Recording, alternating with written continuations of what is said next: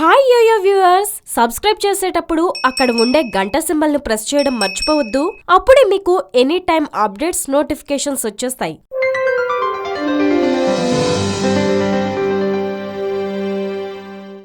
రద్దయిన 1500 పాత నోట్ల మార్పిడికి విధించిన గడువు తగ్గించడంపై సుప్రీంకోర్టు కేంద్ర ప్రభుత్వం ఆర్బీఐలపై మండిపడింది.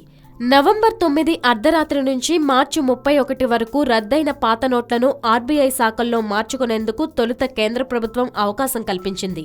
కానీ డిసెంబర్ 31 తర్వాత పాత నోట్లు కలిగి ఉన్నవారు వివిధ ధృవపత్రాలతో వివిధ రాష్ట్రాల్లో ఉన్న ఆర్బీఐ శాఖల చుట్టూ తిరిగినా ఫలితం లేకుండా పోయింది. పాత నోట్లు తీసుకొనబడవు అంటూ బోర్డులు పెట్టాయి. దీంతో వివిధ సంస్థలు, వ్యక్తులు సుప్రీంకోర్టును ఆశ్రయించారు.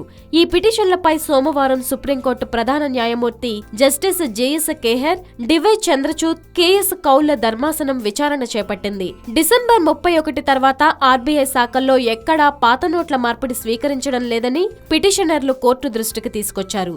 దీంతో సుప్రీంకోర్టు కేంద్ర ప్రభుత్వంతో పాటు ఆర్బీఐలు వివరణ ఇవ్వాలని ఆదేశించింది.